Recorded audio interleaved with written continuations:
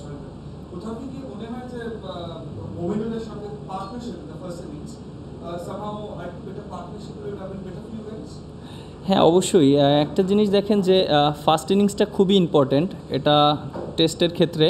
আর যেহেতু মমিনুল ভাই খুব ভালো ব্যাটিং করেছে, আমরা এক সাইড থেকে তাকে ওই রকম সাপোর্ট দিতে পারিনি।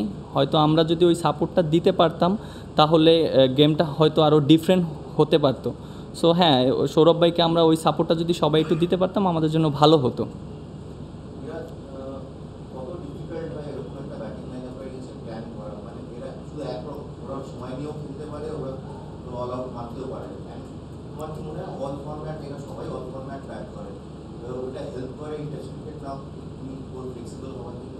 হ্যাঁ, আপনি দেখেন যে টেস্ট ক্রিকেটে কিন্তু সবসময় বিভিন্ন সিনারি দেখা যায়। আপনি দেখেন আজকে যে খেলাটা হয়েছে লুক লাইক টি-20-র মতনই হয়েছে, এবং তারা যে প্ল্যান করে এসেছে যে তারা জেতার জন্য এসেছে এরকম, যে তারা যেভাবে রান করেছে ফার্স্টের দিকে, মানে সবাই আপ টু বটম শেষ পর্যন্ত সবাই মানে রানের জন্য খেলেছে। সো আমরা ওইভাবে চেষ্টা করেছিলাম যে কিভাবে রানটা আটকানো যায়।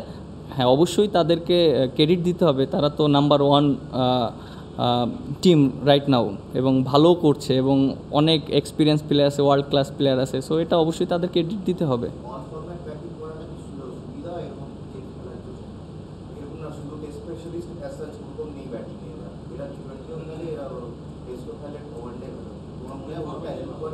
হ্যাঁ, ও আচ্ছা, 3 ফরম্যাটে। হ্যাঁ, এটা তো অবশ্যই দেখেন যে তারা তো শুধু এক ফরম্যাট না, 3 ফরম্যাটই ভালো করে, এবং তাদের যে খেলার কোয়ালিটি এবং সিচুয়েশন অনুযায়ী যেভাবে ক্রিকেট খেলে, সো এটা অবশ্যই একটা অপোনেন্ট টিমের জন্য অনেক সময় অনেক শেখা যায়, অনেক প্রেশার আসে, এবং আমরা কিভাবে ভালো করতে পারবো, আমাদের নিজেদের অনেক ইমপ্রুভমেন্ট করতে পারবো।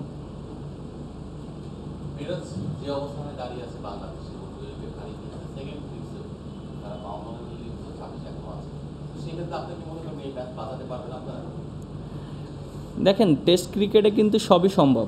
আপনি দেখেন যে এখনও যে আমরা মনে করেন হেরে গিয়েছি এরকম কিন্তু না, আর আমরা কিন্তু এরকম অনেক ম্যাচ জিতেওছি, আবার অনেক ম্যাচ হয়েছে এরকম যে আমরা ভালো করেছি।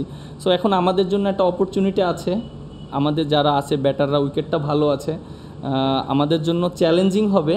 বাট আমার কাছে মনে হয় যে আমাদের যারা আছে আমরা যদি উপর থেকে ভালো একটা পার্টনারশিপ দিতে পারি, একটা সেশন যদি আমরা ব্যাটসম্যানরা দায়িত্ব নিয়ে ব্যাটিং করতে পারি, এটা অবশ্যই আমাদের জন্য একটা ভালো পজিটিভ সাইন হবে। আর এখনও তো কালকের দিন আছে, সো এখনই আমরা প্ল্যান ওই রকম চিন্তা না করি। 230 করে রানগুলো দলীয় স্কোর, সেখানে মুমিনুল একাই 107 আনবিটেন। তার ব্যাটিং ইনিংসটা আপনি কিভাবে ইভালুয়েশন করবেন? মানে শর্ট সিলেকশন যেহেতু চেন্নাইতে খুব একটা রান করতে পারেননি, তার চেঞ্জেসটা কি দেখেন? আর বাকি যে ব্যাটসম্যানরা আছে লিটন, সাকিব, আপনি যেভাবে আউট হয়েছেন একটু কি রাশ অফ ব্লাড ছিল কিনা? সবাই একটু তাড়াহুড়ো বা রিস্কি শটের দিকে কি আউট হলো কিনা?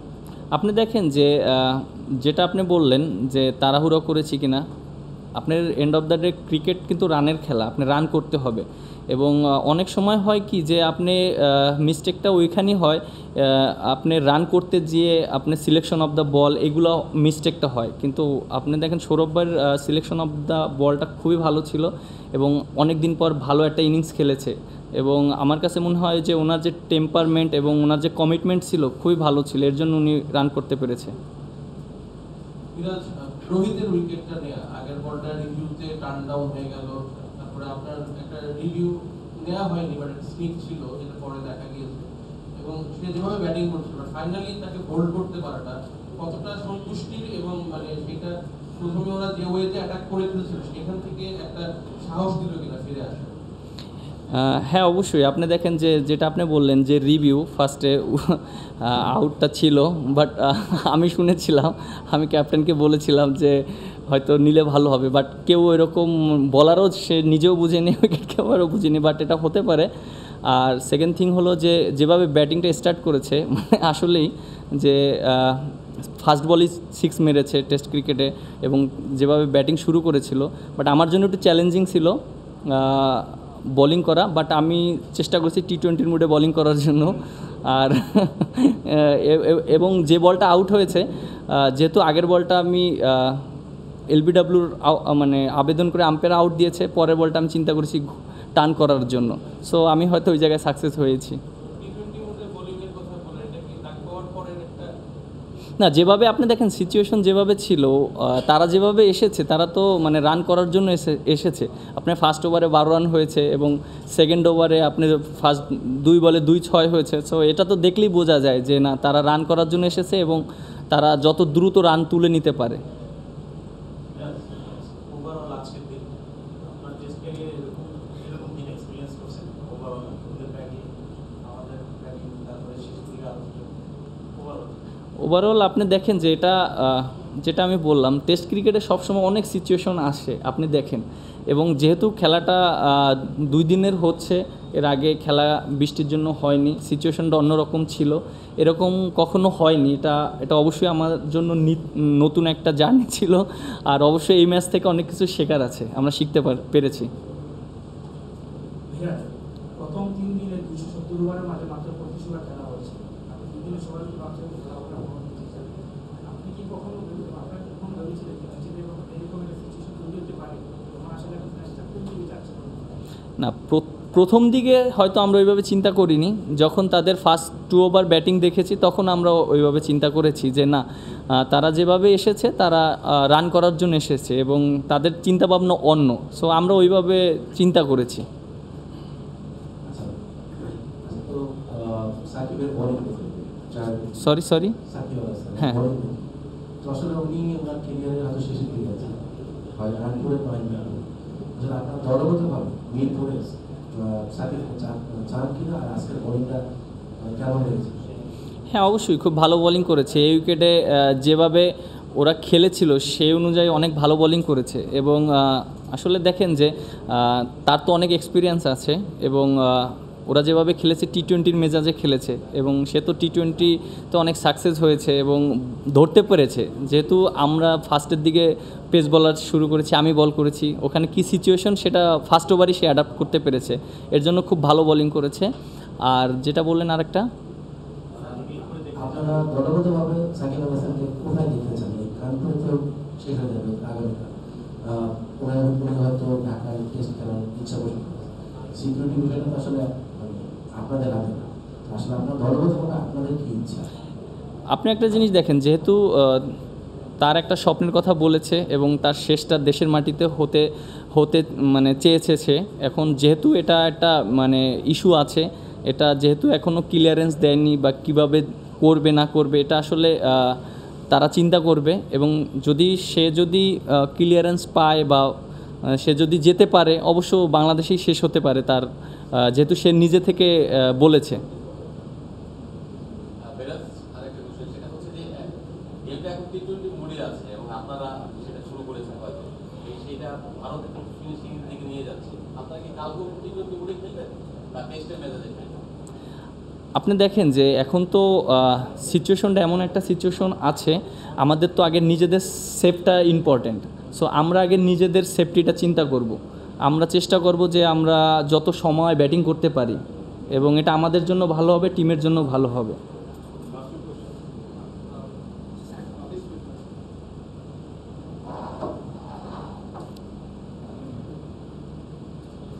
আপনি অবশ্যই শাকিব, আপনারা বলছেন লাস্ট কয়েকদিন যখন থেকে অ্যানাউন্সমেন্ট হয়েছে Shakib this could be his last, কি ডিসকাশন হয়েছে ক্যাম্পে যদি একটু বলেন। আর আজকে কি বাই চান্স দেওয়া যায় সব বলতা অ্যাটাক আর বিলকুল অ্যাটাক হোয়াট ওয়াজ ইট?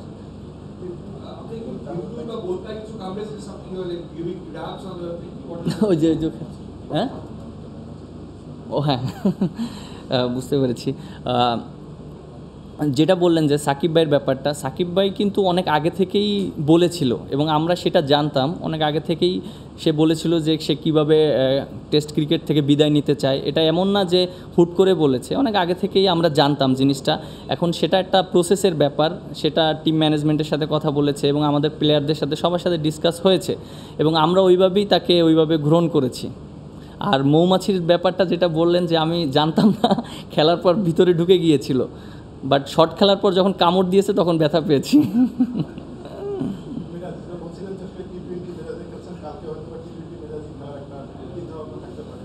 ভারত আসলে জেতার জন্য খেলছে, আপনাদের মাথায় কখনো কি এই জিনিসটা এসেছে কিনা যে শেষ দিন আমরাও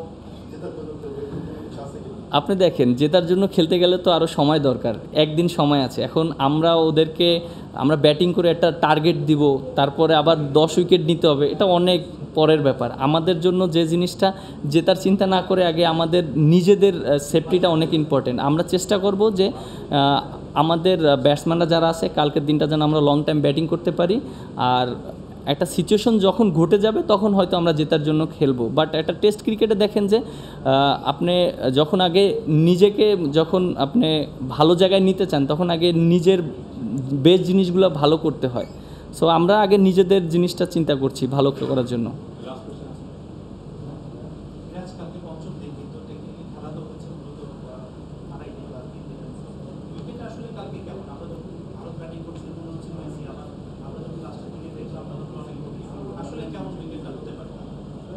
দেখেন যে উইকেটটা যেরকম ছিল, উইকেটটা একটু স্লো ছিল এবং নিচে হচ্ছিল বল, আর মাঝে মাঝে একটু এক্সট্রা বাউন্স করছিল। আমার কাছে যে জিনিসটা মনে হয়, হ্যাঁ তারা যে মাইন্ড সেট আপ নিয়ে এসেছে, তারা তো এগ্রেসিভ মাইন্ড সেট আপ নিয়ে এসেছে, এটা আমাদের জন্য একটু ডিফিকাল্ট ছিল। কারণ টেস্ট ক্রিকেটে দেখেন যে আপনি হয়তো আপনি ওয়ানডে T20 খেলেন, একটা সময় থাকে নির্দিষ্ট যে এই ওভার পর্যন্ত খেলতে হবে, বাট টেস্ট ক্রিকেটে তো এরকম সময় নাই। বাট আমরা যেটা চেষ্টা করেছি, আমরা ওদেরকে আউট করার জন্য চেষ্টা করেছি, রানটা যেন যত দ্রুত না করতে পারে এইভাবে আমরা চেষ্টা করেছি। সো দেখি কালকে কি হয়। Actually they played one plan, and yes, I was surprised, but after 2-3 overs, so might be we thinking about like that they had a plan, so we just play our strength. So yeah, we just try to make some damage their innings.